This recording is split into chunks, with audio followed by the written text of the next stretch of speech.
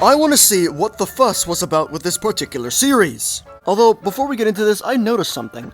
Have you noticed the card has a different sort of cardboard? This one has a more thin and flexible kind of cardboard that's kind of weak, to be honest. But the proof of the pudding is in the eating. I'll get this card right out and we'll take a closer look. Did that thing just balance on its nose for a second? Proving we need to respect its roots, it's the Nissan Skyline R30. I mean, just looking at the overall paint style, I can definitely tell this is supposed to be vintage in some way.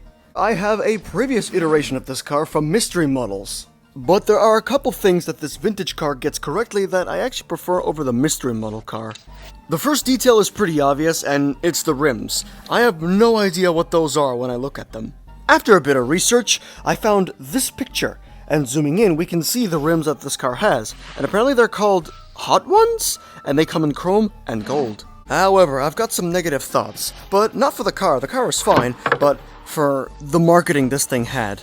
This is a series, we do know that, of specialized cars that are based off of nostalgia, and that's kind of a problem. And if you're curious, they sell mainly at Publix and Target. But here's the problem. If you look up how much they cost around $4. That's $4 for one car. And I believe I know why it costs so much, and it's because of something called nostalgia tax. And if you're still not convinced, this cost me $4, while a regular Silver Series cars would cost me $3. Rant aside, I noticed that this car has a bit of a unique paint scheme. When holding it up to the light, I noticed it has a bit of a metal-looking texture to it. I was about to look it up and wonder why this car looks like that, until I had to just look up a couple inches. This car suspiciously has the same kind of paint used on Super Treasure Hunts, which is Spectraflame paint. By putting both cars next to each other, you can kinda see the metallic glint reflecting off both bodies. And to be honest, charging $4 for something like this is a bit too much. So, how do I feel about this particular car?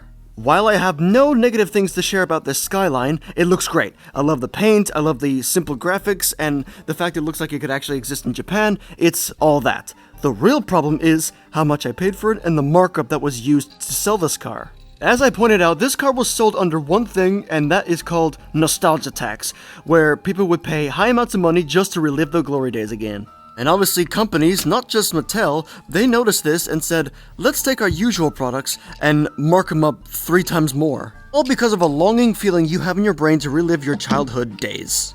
Personally, I would sell this for 2, not 4. But hey, what do you think? Would you forgive Mattel for overcharging just because of nostalgia, or do you think this is scummy corporate behavior? Let me know your thoughts and opinions in the comment section down below.